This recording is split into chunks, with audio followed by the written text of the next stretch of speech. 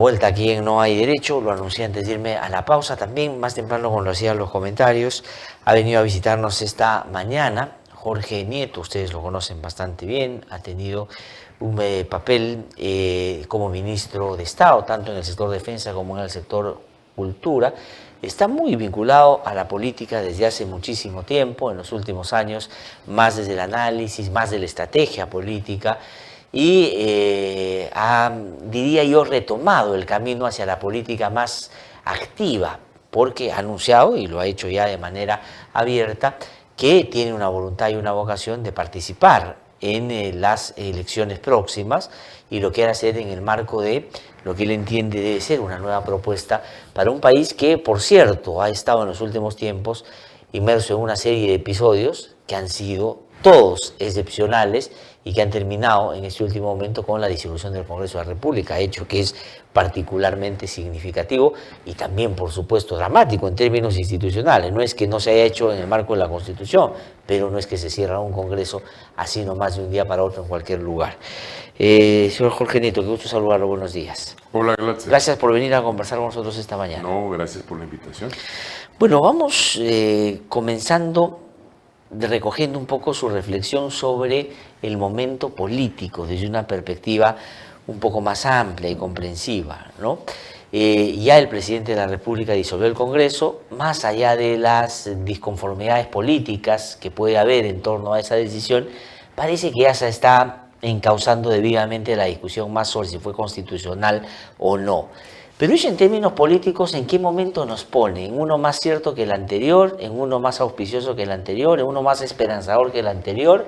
¿Qué espera, por ejemplo, de esta nueva elección? ¿Qué puede significar? ¿Cambios importantes? Bueno, el momento político completo no se reduce solo a lo que pasa en la esfera política oficial. Ayer hemos visto que 3 fiscales investigados han destituido al fiscal que los investigaba. Eso es parte del momento político, porque es la lucha contra la corrupción. Ayer hemos visto que el SAMU ha dado unas explicaciones inverosímiles para el traslado de uno de los heridos de un accidente de tránsito. Increíble, ¿no? A un hospital más lejano del que debería haber correspondido, si es que hubieran pensado en salvar la vida de estas personas. Y bueno, está el tema que tú mencionas, de modo que ahí están los dramas de la situación. O sea, si uno mira las encuestas, uno ve que hay un ascenso significativo del presidente, pero la evaluación de su gobierno sigue siendo mediocre. Y al mismo tiempo uno observa que la lucha contra la corrupción está con dificultades, ¿no? Y que no logramos resolver ese asunto. Y entonces, ¿por qué la gente respalda, según Ipsos, para tomar un referente muy puntual, en un 79%? Es decir, yo coincido además con esa apreciación, ¿ah? Una gestión mala, en términos generales, ¿no es cierto? Pero un auspicio ciudadano muy importante que llega al 79%, ya no porque favorece o está de acuerdo con la disolución, sino con el accionar del presidente de la República. Porque no es disyuntivo. O sea, si miras tú las encuestas anteriores, todas colocaban la lucha contra la corrupción en un punto muy alto, más que todos los demás. Y el presidente ha logrado identificarse con esa lucha, no siempre con la eficacia que merecería. Verbigracia, la reforma de la justicia está encallada. Y resultado de eso es que no hemos podido cambiar y limpiar el Poder Judicial. Y resultado de eso es que se hayan producido estos 3 fiscales investigados sacando de la investigación a quien los investigaba. Pero de todas maneras está identificado con esa acción. Y paralelamente a eso, la gente tiene demandas que no encuentran solución. Por eso es que es un juicio matizado, contrariamente a la opinión que la mayoría, un sector de la opinión pública tiene. Yo creo que siempre la cabeza de la sociedad es bastante compleja, no es muy simple. Sí. De modo que caben ambos juicios. Sí. Y entonces este es el tema que tiene por delante el gobierno, porque ahora no hay resistencia.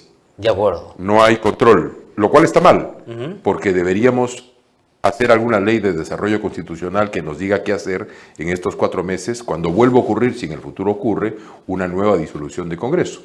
Que efectivamente no es una medida, digamos, usual, pero Si está hecha en el marco constitucional, pues es parte de la normalidad política, porque al final te apelas a la población para que dirima una diferencia que las élites no pueden resolver. Sí, no, yo creo que además el próximo Congreso tiene que efectivamente buscar hacer ese desarrollo constitucional o llenar esos vacíos. Hay que empezar a discutir el tema de la vacancia, el tema de las propias cuestiones de confianza, el tema de finalmente qué hacer después de la disolución, que efectivamente dan para muchas interpretaciones. Pero siendo eso una discusión pertinente y de cara a lo que pueda venirse más adelante, hay que hacerla.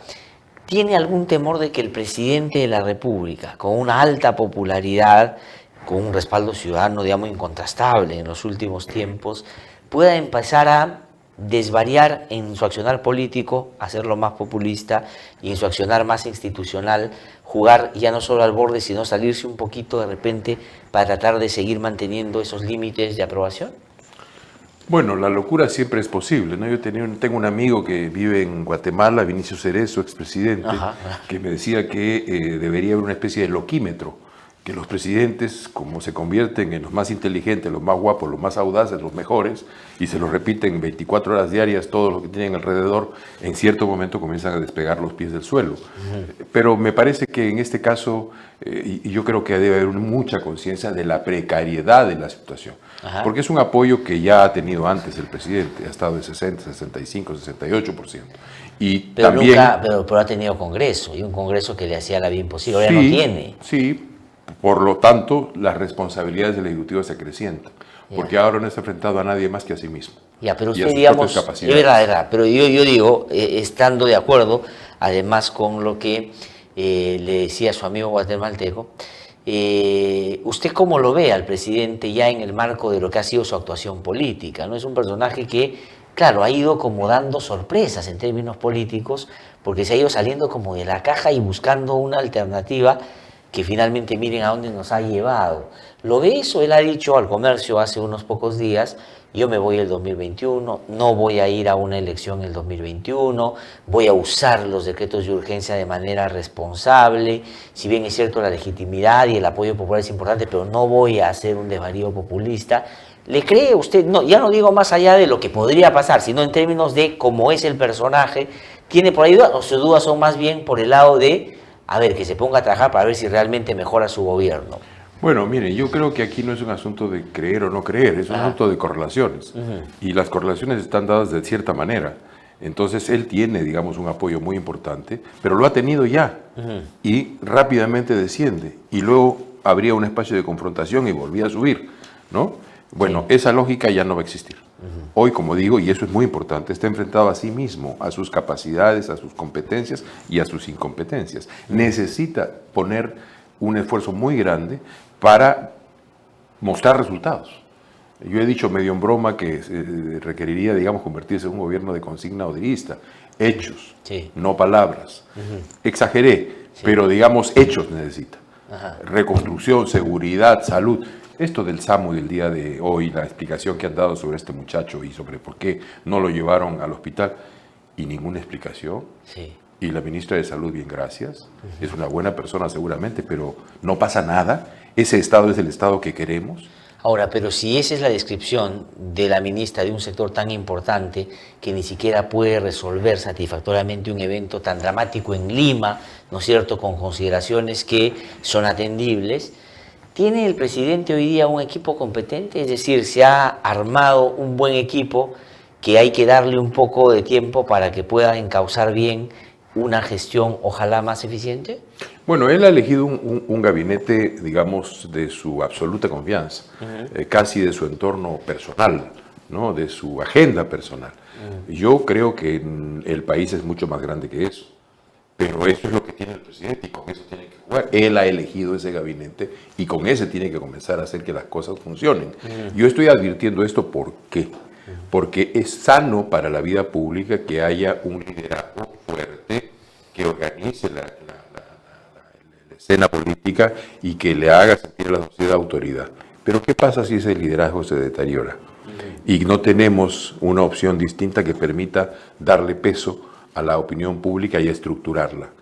podemos entrar en una decisión muy, muy complicada. Ya, pero yo le pregunto entonces, a propósito de eso, ¿qué pasa o qué puede pasar? Es decir, ¿qué pasa si el presidente, al no tener esto que siempre fue una salida política, ¿no es cierto?, que hizo que la gente subordinara otros pedidos legítimos a el pedido de lucha contra la corrupción que fue o se encarnó en la contraposición contra el Congreso de la República?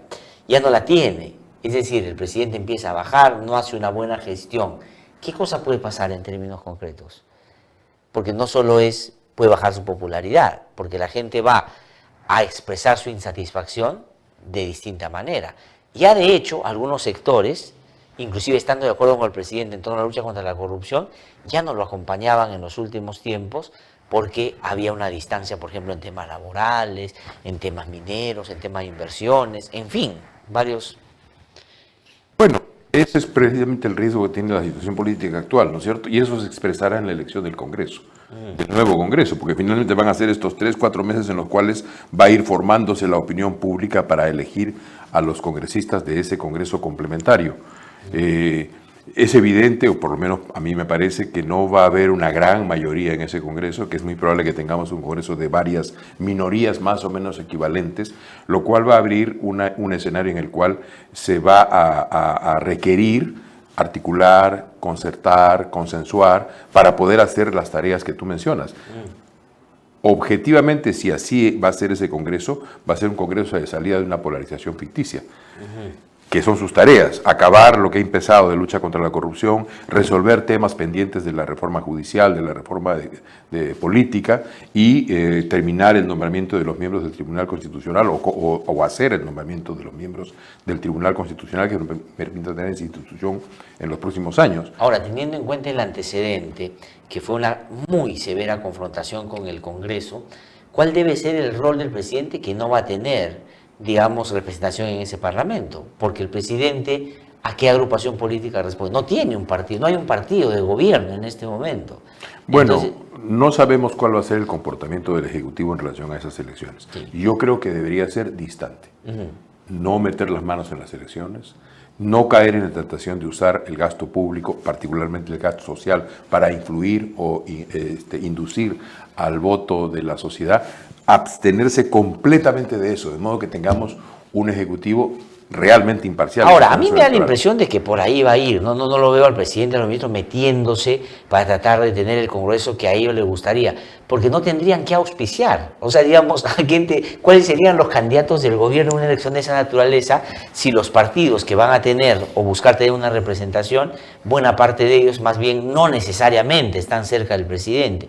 Y los que están, no sé si puedan alcanzar alguna votación significativa, porque el presidente se ha cuidado mucho de no endosar tampoco su popularidad. O sea, el presidente no es que la popularidad que tiene la voy a guardar para dársela a esta agrupación política y decir ellos son los míos. No creo que actúe de esa manera.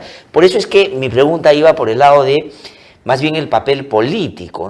Sería bueno que el presidente, por ejemplo, hable con los partidos políticos y le diga, oye, concertemos una agenda de aquí al 21, estos son los planteamientos, en fin, para que se conduzca bien ese año y medio, porque si no, entre que llegan, que se acomodan, y en fin, puede que no pase nada. Que hablen con los partidos políticos sería una novedad. Ajá. Si tú te das cuenta bien, es una cosa que no se ha hecho verdad. En todos estos 3 años. Sí, pues. Con los únicos que no se ha hablado es con los partidos políticos. No solamente los que tenían representación en el Congreso, sino los que no tenían representación en el Congreso. Se ha hablado con las fracciones parlamentarias, pero las fracciones parlamentarias no son los partidos políticos, como Sí, lo de estamos acuerdo. viendo en este proceso. Entonces sería magnífico que se pudiera poner de acuerdo con los partidos políticos para producir algún mínimo de agenda parlamentaria. Creo que la agenda está más o menos obvia. Sí. O sea, hay temas que están ahí colocados y el problema va a ser construir esa composición en el Congreso.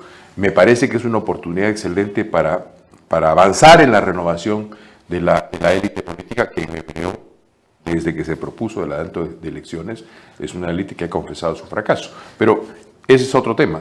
Sí.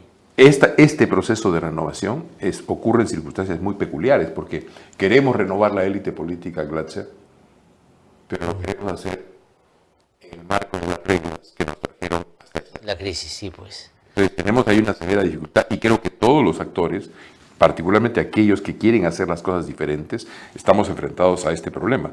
¿Cómo hacemos para producir esa transformación? ¿Cómo evitamos caer en las prácticas que nos han traído hasta aquí?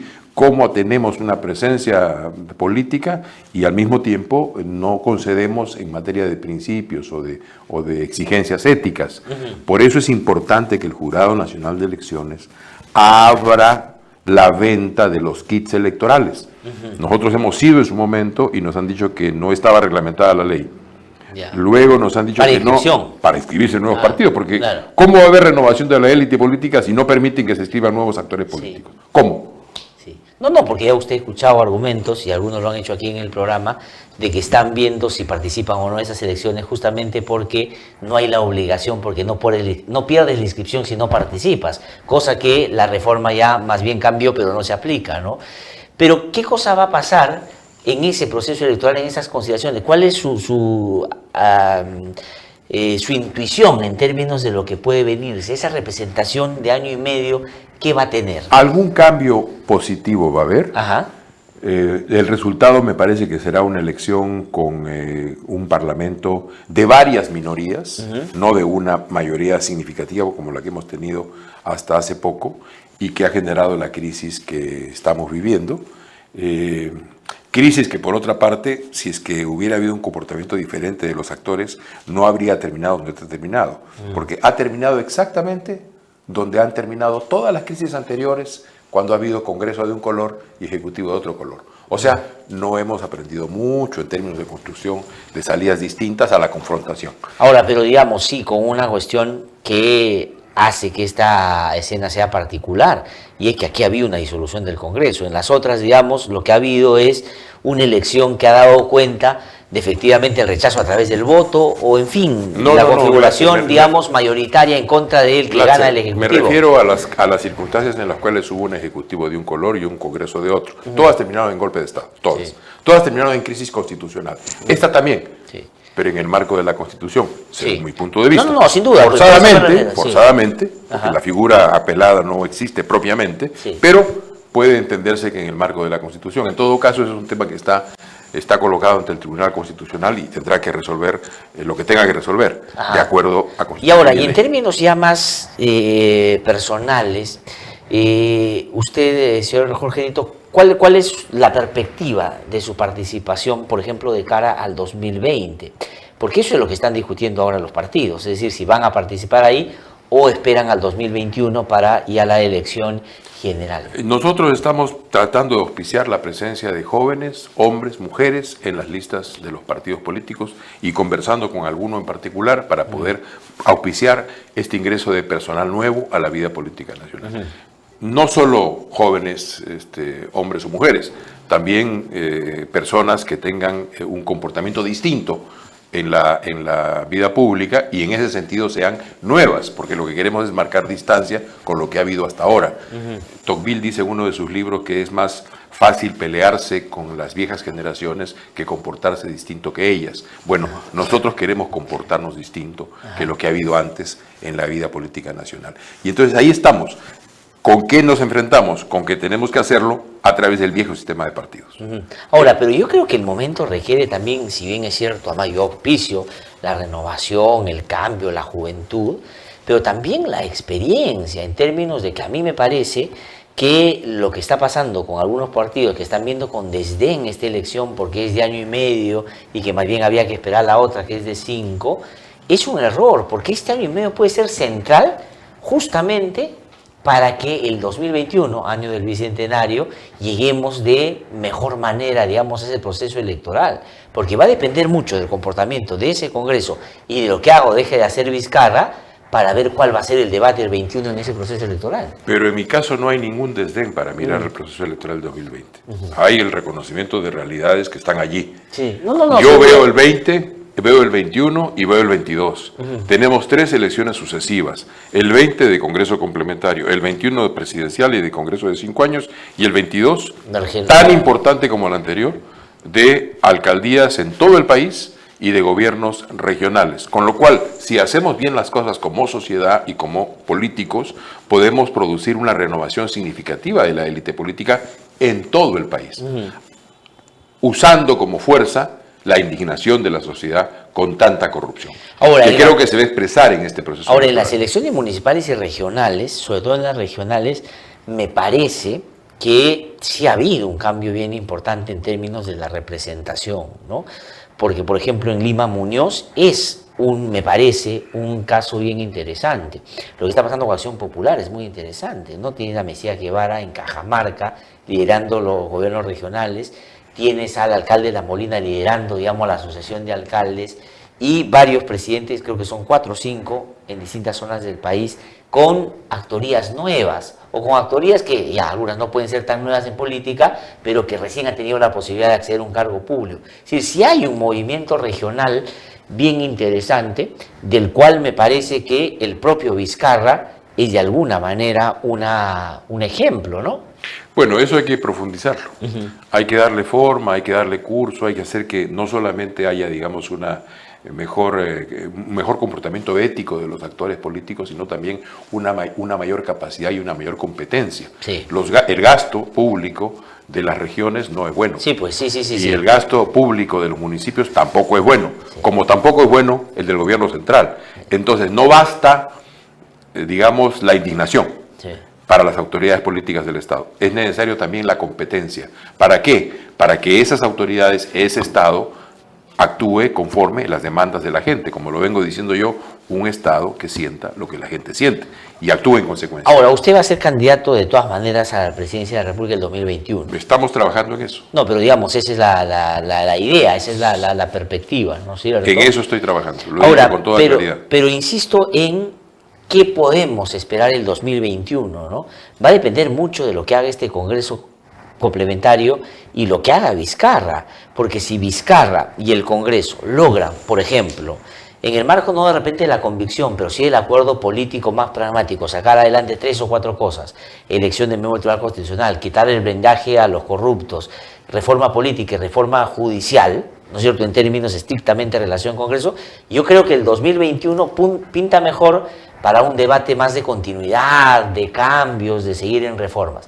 Pero si no hacen eso y encima la gestión de Vizcarra no es buena, el 2021 vamos a estar saltando a los costados de una manera casi muy irresponsable. Por eso te estoy diciendo que es muy importante lo que el gobierno haga y que su responsabilidad crece. Y vamos a ver efectivamente cuáles son las competencias o las incompetencias de la que está hecho, sin excusa. Y lo importante aquí es lo que tú mencionas, que abrimos un proceso o le generamos enormes dificultades a ese proceso. Yo creo que en este momento el vacío fundamental tiene que ver con gestión. Ese es el vacío fundamental. Hay reformas que se han avanzado, el nuevo Congreso debe culminarlas. La reforma política, que es básicamente una reforma de tipo electoral, habrá otros temas que tendrán que ser agregados, más sustanciales, quizás para el nuevo Congreso, el elegido el 21, que va a tener una mayor legitimidad seguramente.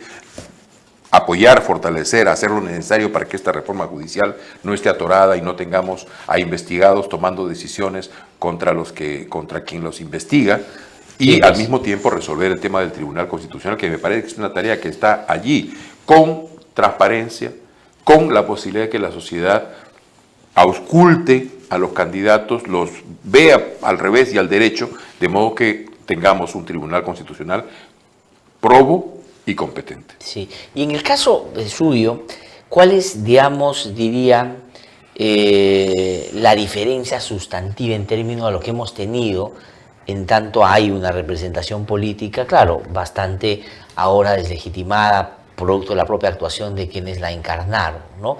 ¿Cuál sería, digamos, la novedad en términos de un gobierno que lideraría Jorge Nieto? ¿Cuál sería el sello, el enfoque, la lógica, la dinámica, digamos? Cuando tuve un reto como ministro de Estado, que fue el Niño Costero del verano del 2017, lo hice rápido y lo hice bien. Y pude trabajar muy estrechamente con las Fuerzas Armadas y con el conjunto del gobierno. El presidente en su momento me encargó esa tarea junto con el primer ministro, y lo hicimos rápido y lo hicimos bien. No se ha percatado mucho el país de un dato que para mí es muy importante. Observa tú cuál fue la caída del Producto Bruto Interno en el año 83, cuál fue la caída del Producto Bruto Interno en el 98 y cuál fue la caída del Producto Bruto Interno en el 2017. Fenómenos más o menos similares. En nuestro caso, apenas de un poquito más por ciento del PBI, un punto y algo más del PBI. Antes ¿Y en nosotros? 8, 9%, 8, 9 puntos, ¿no?, del PBI.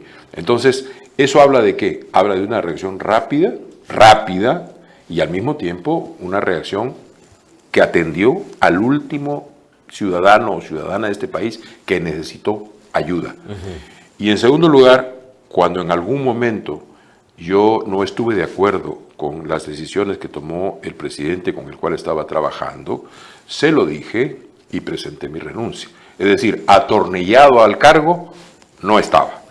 De modo que actuar con responsabilidad, al mismo tiempo ética y con competencia, es algo que me parece que en el poco tiempo que he tenido como político en ejercicio en el gobierno ha sido demostrado. Ahora, ahí hay un dato que efectivamente eso redituó políticamente muy rápido también, porque recuerdo yo, subió 11 puntos el gobierno por esa actuación, pero así como subió, digamos, en una semana creo que se lo trajeron abajo también, porque claro, era una cosa que estaba en el marco de un gobierno que en otras cosas no tenía ese tipo de El dato más importante en ese punto, querido Glatzer, es el de las Fuerzas Armadas, que tuvieron una actuación muy destacada en ese momento de mi gestión como ministro de Defensa. Yo las encontré en junio del 2016, yo no estaba entonces, ni siquiera pensaba ser ministro, pero en junio del 2016 hubo una encuesta y las Fuerzas Armadas tenían 54% de aprobación. Cuando yo me fui en junio, cuando yo me fui en diciembre del 2017, las Fuerzas Armadas estaban en 94% de aprobación. Solamente por encima de las Fuerzas Armadas los bomberos. Sí. Entonces eso te marca un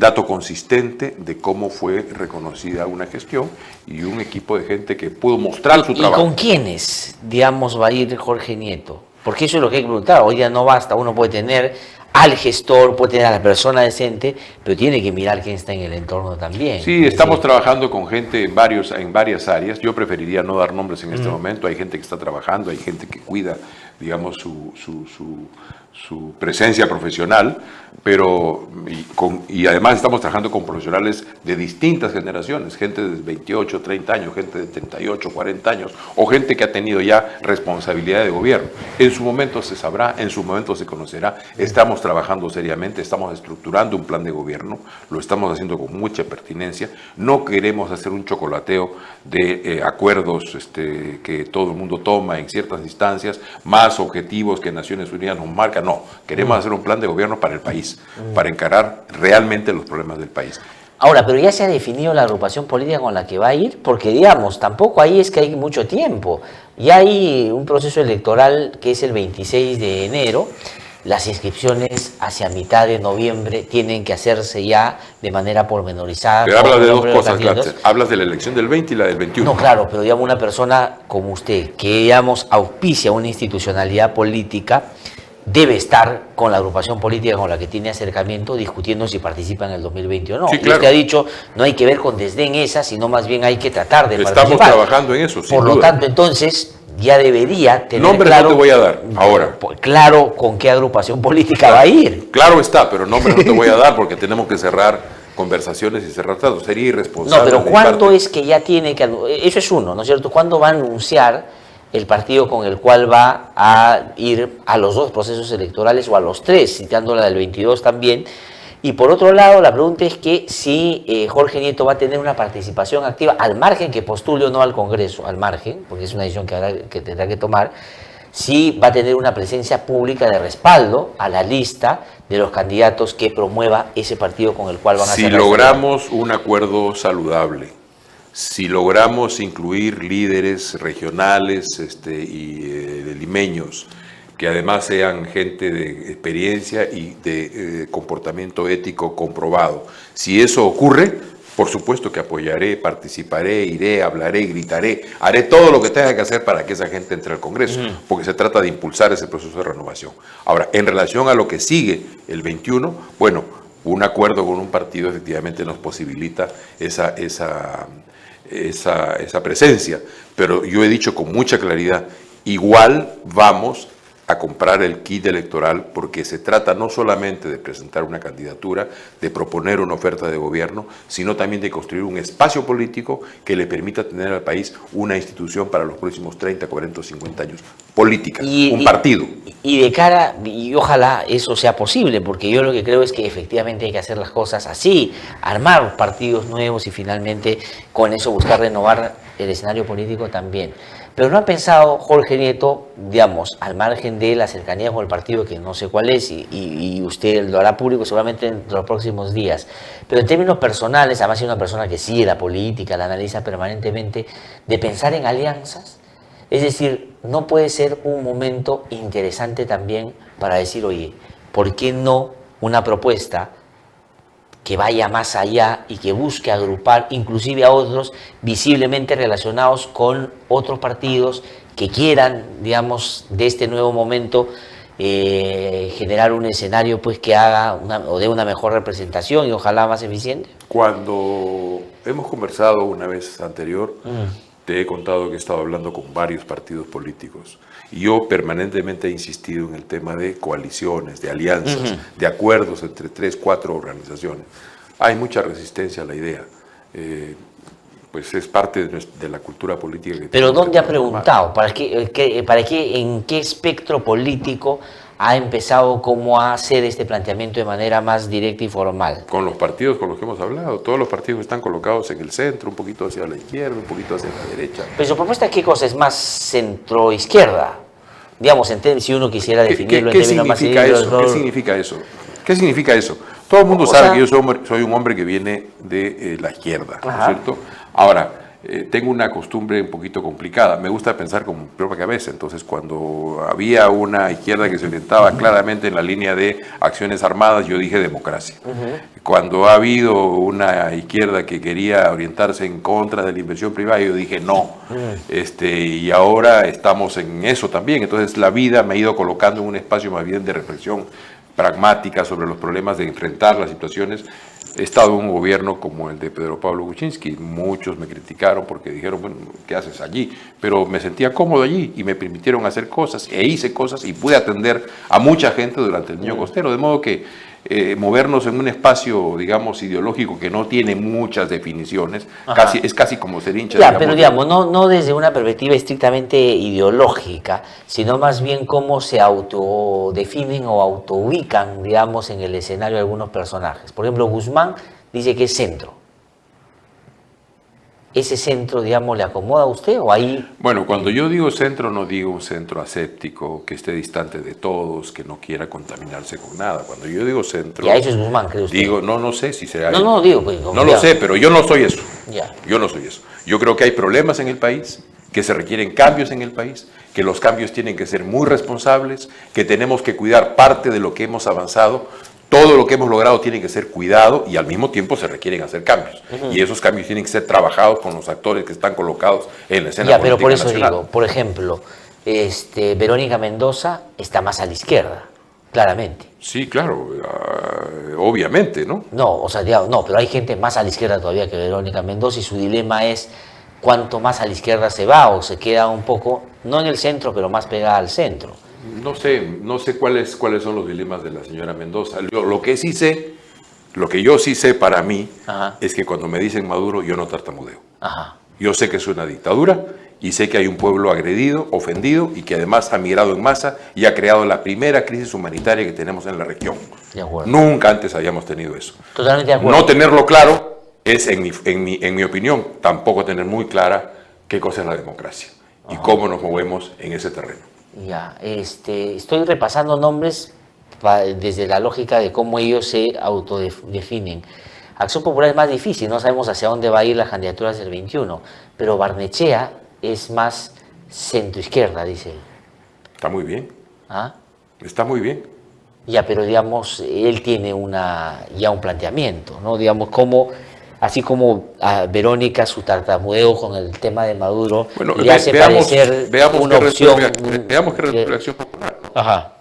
No, o sea, yo no quisiera repasar pero lo que yo los voy comportamientos ideológicos o las apuestas ideológicas de los líderes que hay en el país. Pero me parece que no es pertinente para mí. No, pero lo que yo estoy tratando es de al margen de la prédica y el planteamiento de renovación de la política y hacer que puedan armonizarse una buena gestión, que es lo que se necesita para los buenos gobiernos, pero de una clara conducta decente, de lucha contra la corrupción, hay que, digamos, repasar la autodefinición de los otros en torno a donde se ubican en esos temas. Entonces ubiquemos los problemas. Por ejemplo, Vizcarra. ¿Qué es Vizcarra políticamente? Habría que preguntarle al presidente. No, pero por su comportamiento. Le pregunto a alguien que quiere ser presidente. Yo preferiría encarar los problemas de otra manera. Es que no tengo que hacer juicio sobre otros líderes. No, pero no digo que califique al presidente, sino digo, desde su, además, conocimiento de la política y de, por supuesto, su participación en ella, las características que pueda tener alguien como Vizcarra, cómo es que van a dialogar con el debate del 2021 sobre el nuevo liderazgo. Eso va a ser clave. O sea, él ha dado cuenta de cosas que la política en los últimos tiempos no se había hecho cargo. O sea, diría yo, por ejemplo, confrontar abiertamente a lo que, creo que sin exagerar, algunos dicen, y yo dentro de ellos, una mafia que estuvo enquistada en la política, no es un asunto que puedan la mayoría de los políticos exhibir. Y ese es un dato que le van a exigir a los candidatos del 2021. El 2021 la gente va a medir un poco también a sus candidatos en torno a esos comportamientos. Por eso que le pregunto. No. ¿Con firmeza? No, yo creo que no, pero a lo que voy es, o sea, esos nuevos, igual en el sistema de justicia, nosotros estamos viendo el comportamiento o el mal comportamiento de esos 3 fiscales que se ponen su propio fiscal para que los investigue o sacan al que no les gusta. Ya, pero ese propio Ministerio Público nos ha dado personajes como José Domingo Pérez o como Rafael Vela. Entonces la justicia también tiene que empezar a repensarse en torno a esas nuevas, o la fiscal Rocío Sánchez o la fiscal Sandra Castro. Sí, lo que quiero decir es que la exigencia el 21 de los candidatos va a ser en cierta medida también de alguna manera comparada con los comportamientos de aquellos que han hecho bien y los que han hecho mal. Porque claro, el APRA tiene que definirse entre si reivindica a García o se distancia de él. Si solo fuera eso, Glatzer, estaríamos cometiendo un error histórico. No digo solamente eso, pero eso déjame contestarte. Sí. Si solo fuera eso, lo que tú dices, compararse con comportamientos de actores, estaríamos cometiendo un error histórico. ¿De qué se trata? Se trata de construir instituciones, de confiar en la regularidad institucionalizada de comportamientos, instituciones. Entonces, el comportamiento de los individuos sirven en la medida en que están al servicio de la construcción de esas instituciones que mejoren sustantivamente la calidad de la democracia y la calidad del Estado. Si no tenemos eso, estamos fracasando. Si seguimos confiando en que el comportamiento heroico de alguien hoy día o mañana va a ser la solución a los problemas de la justicia, de la salud, de la educación, de la seguridad, estamos fracasando. De lo que se trata precisamente es de construir instituciones. Y si eso requiere que este Congreso que viene abra un debate sobre las tareas que están pendientes del anterior, no hay que olvidar que es un Congreso complementario. Y que el nuevo Congreso, sobre la base de un debate mucho mayor en las elecciones presidenciales de 2021, aborde temas constitucionales de envergadura para poder producir ese salto en la calidad de la democracia, vamos en buena ruta. Y si logramos además que ese proceso se consolide en las elecciones regionales y municipales, estaremos haciendo bien las cosas. Y eso tiene que expresarse en un diseño constitucional y de Estado. Totalmente de acuerdo. O sea, suscribo eso. Si usted me saca un papel, lo firmo. Y digo, yo estoy de acuerdo con eso. Pero el asunto es que, usted sabe perfectamente, las sensibilidades y la gente, digamos, se mueve en torno a otro tipo de elementos también. Valentín Paniagua y Vizcarra son 2 presidentes que no fueron elegidos para presidente y son los que más popularidad han tenido en los últimos años. Eso tiene que decirle algo a quien aspira a ser presidente de la República. Es decir, el discurso institucional me parece perfecto y lo convalido, por supuesto que eso es. Pero la gente va a ver esas cosas también. Es decir, ahora tenemos 2 expresidentes que la gente considera hicieron bien las cosas, ninguno fue elegido para eso. Es verdad, las circunstancias fueron excepcionales que lo llevaron a ese papel, pero pudieron haber hecho una cosa distinta. Otro dato reciente, Salvador del Solar, en la encuesta, de las encuestas últimas, aparece primero en la lista de los que tienen posibilidades el 2021 a participar en la escena, en el proceso electoral. Y uno podría decir, ¿cuál es la institucionalidad que está detrás de, desde el imaginario de la gente, en el hecho de que Salvador Solar aparezca en un primer lugar? ¿Qué partido tiene? ¿Qué fuerza tiene? Sí, la gente está moviéndose también en el marco de otro tipo de sensibilidades. Bueno, la gente ve personas. Lo que tú me estás diciendo es que la política es antropomórfica, ¿no es cierto? Eso es lo que me estás diciendo. Es el dato de la realidad. Bueno, es el dato de la realidad. No se puede construir instituciones si no se tiene en cuenta que eso es lo que hoy día a la gente la está movilizando de un lado a otro. Sin duda, pero parte del esfuerzo de un líder político es educar. Es parte de él. La política tiene que ser una obra también de pedagogía. No solamente de pedagogía, también de amor, pero tiene que ser una obra de pedagogía. Si nosotros queremos una mejoría de la élite política, tenemos que reflexionar mejor como ciudadanos. Sí. Si nos vamos a ir con el del bigotito porque me cayó bien el del bigotito, o con el de la patillita porque la patillita está bonita, pues no nos quejemos. Lo que tenemos que ver es qué necesitamos. Necesitamos un gobierno que tenga al mismo tiempo competencia y sensibilidad. De acuerdo, de acuerdo. Bueno, dibujemos ese. Pero y tenemos además trayectorias, ya tenemos trayectorias. Pero en la lógica de eso que usted plantea, ¿no es cierto? De ir dibujando las instituciones que queremos de cara a una ciudadanía que cada vez busca ejercerla de manera plena. Paniagua planteó reformas muy importantes, pero fueron los que, entre comillas, los partidos políticos, los que desdibujaron lo que la transición nos había planteado. En el caso de Vizcarra pasó una cosa similar. Digamos, este es un momento en que se empezó a hablar de reformas. Había un referéndum, plantear reforma política, reforma de justicia. ¿Quiénes fueron los que evitaron que la reforma avanzara al punto que no se puede aplicar en 2020? Los partidos políticos. Entonces, yo digo... Glatzer, tú estás hablando de los partidos políticos que tenemos hasta ahora. Que son los que tenemos, un pues. sector de ellos. Por eso estoy diciendo, Jurado Nacional de Elecciones, abre tu registro, véndenos el kit, porque necesitamos que nuevos actores políticos ingresen a la vida política. Estoy de acuerdo. Eso es el punto. Sí. Ahora, la figura de Valentín es curiosa, porque él ha crecido con el tiempo. Es un hombre que yo conocí ya muy tarde, no lo conocí antes, lo conocí después de que fuera presidente, y nos hicimos amigos. Y es un hombre al que respeté mucho. Tuvimos una relación muy cercana. Su figura fue creciendo con el tiempo y de hecho hoy es al político que más extrañamos cuando pensamos en los líderes que hemos tenido en los últimos 20 años del siglo en el que estamos, ¿no es cierto? Bueno, vamos a ver qué pasa con la figura del presidente Vizcarra. Todavía, como decían los líderes chinos, para juzgar a la Revolución Francesa, que había cumplido 200 años, es demasiado pronto. Sí, yo estoy de acuerdo. O sea, es demasiado pronto para saberlo. No es que yo diga que Paniagua y Vizcarra son lo mismo, porque creo que cada uno hay que ubicarlo pues, en el momento. De acuerdo, pero lo que estoy diciendo es que, digamos, en términos de lo que la gente está apreciando en la política, hay nuevas maneras de hacer las cosas que pueden ser no tan institucionales, que pueden ser... Vizcarra es una persona que ha gobernado sin partido, no le interesaba vincularse a un partido político. O sea, ¿a ti te parece, Glatzer, que el caudillismo, que no es el caso de Paniagua, es una nueva manera de hacer las cosas? Es la más vieja manera de hacer las cosas. Yo no estoy diciendo que sea una nueva.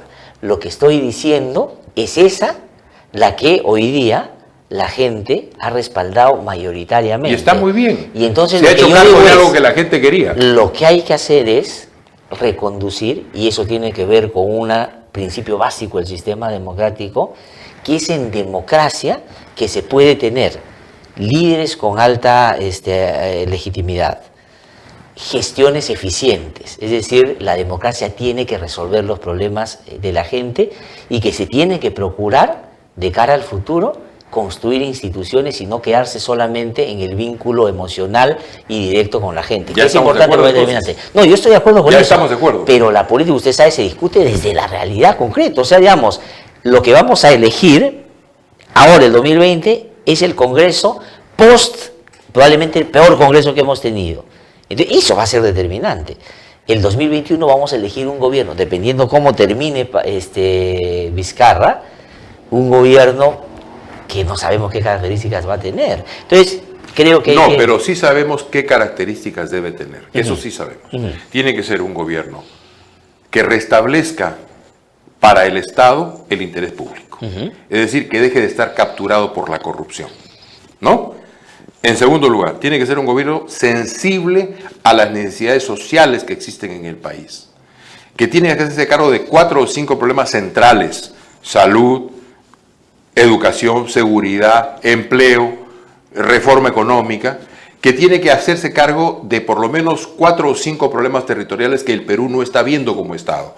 La Amazonía, que es un horizonte verde de futuro para el país y a la que seguimos viendo con ojos del siglo XIX, gas, petróleo, madera, cuando hay oxígeno, agua dulce, biodiversidad, industria de la defensa, industria de la cosmética, industria de la salud. La sierra, particularmente la sierra sur andina, pero no solo la sierra, toda la sierra, a la que el Perú le debe una especie de plan Marshall, empezando por el agua y el gas. Las fronteras, a las que tenemos abandonadas, que tiene que ser resituada la autoridad de las fronteras en el lugar donde deba estar para que pueda acometer sus tareas. Las ciudades, que siguen creciendo de un modo desordenado y no planificado, tenemos que volver a tener una fuerte planificación sobre el crecimiento de las ciudades. Y el mar, al cual tenemos descuidado. Y paralelamente a eso tú requieres algunas políticas transversales. Protección de las mujeres. No puede ser posible que tengamos un país tan pródigo en homicidios de mujeres. Ciencia y tecnología es el atajo que tenemos que tener hacia el futuro. Y finalmente, para reiterar lo que te dije en el primer punto, lucha contra la corrupción. Esas son las tareas. ¿Y eso reclama qué? Eso reclama un gobierno que sea competente, un gobierno político, que tenga conocimiento del Estado y de la política y que pueda hacerse cargo de hacer ese liderazgo. Pero con, digamos, una descripción parecida en términos de los problemas que nos aquejan, podría dar cuenta de el Brasil de los últimos tiempos. Pero ese Brasil dio a Bolsonaro. Y en el caso lo que quiero decir es que cómo se conduce un proceso para salir de una crisis depende muchísimo de lo que las alternativas, de lo que planteen quienes en ese momento se muestran como alternativas. Después de la caída de la izquierda en Brasil, por los vínculos con corrupción y todo eso, lo que estaban en Brasil discutiendo es un nuevo momento político que cambiara todo eso que se hizo mal. Y salió Bolsonaro. Ya, pero los agentes del cambio venían envueltos o ligados, asociados a la corrupción. Pero en el caso, o sea, lo que quiero decir es, y en el caso de Venezuela, digamos, ¿qué produjo Chávez? Digamos, una clase política que no vamos a ahondar ahora, tenía pues una serie de vicios también que ahora lamentablemente se expresan todavía en la política. Entonces, lo que yo quiero decir con esto es lo siguiente, va a depender muchísimo qué cosa es lo que encontremos o deje este episodio político el 2021 para ver qué es lo que vamos a tener en adelante. Va a ser clave porque... Lo que tú me estás diciendo, Glatzer, es que no hay una salida política favorable garantizada. Nunca la hay. No, yo sé. Que podemos producir un regreso hacia posiciones primitivas, siempre existe. Sí. Yo te he dicho alguna vez en esta misma sala que yo veo 2 avenidas muy asentadas. Una avenida asentada hacia la izquierda, que es una especie de extremismo étnico, de base étnica. Ahí está. Y es poderoso, porque está en la cabeza de la gente. Es parte de las ideas que están ahí peleando en la cabeza de la gente. Y el otro es un extremismo de base fundamentalista, que también está en la cabeza de la gente. O sea, por un lado, el siglo XIX y por otro lado, el siglo XII. ¿Cómo hacemos para construir una salida responsable que produzca un cambio? Porque necesitamos un cambio y que al mismo tiempo lo haga siendo consciente de que ese cambio tiene que preservar todo lo que se ha avanzado en estos años. Esa es una construcción y la única manera de saber con certeza que vamos a dar un salto progresivo y el país va a encontrar una ruta mejor para lograr convertirse en un país desarrollado es construir esa opción. No hay otra. La única garantía es una apuesta y ese es el dilema de la política siempre. China en 25 años logró ingresar al club de los países desarrollados. 1.350 millones de personas. No es poca cosa. España, bajo el gobierno de Felipe González, aunque venía ya de antes, logró en 20 años ingresar al país, al club de los países desarrollados. Otros, en el Asia sobre todo, han hecho el salto también. ¿Por qué el Perú no lo puede hacer?